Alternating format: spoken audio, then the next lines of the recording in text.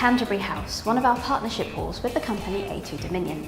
It provides ensuite accommodation for our continuing students, so those wanting to stay on in halls past their first year, but also postgraduates starting their course with us in January. This is a 5-person flat and we're in the kitchen at the moment. You can see the modern kitchen facilities behind me with storage space for everybody and cooking facilities for your appliances as well. Just over to the right we have fridge freezers, 2 of them, so there's plenty of room for everybody's food. So we'll take a look at one of the bedrooms if you want to follow me down the hall.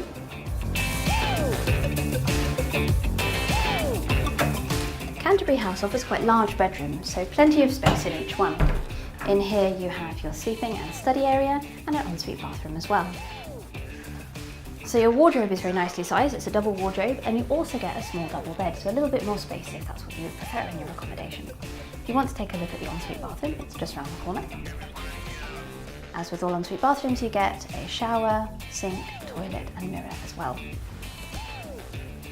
Canterbury House is located just round the corner from the Cowley Road shops, so it's very convenient for that, but it's also good access to the Headington campus, the city and most areas of Oxford. It's a good location to be in.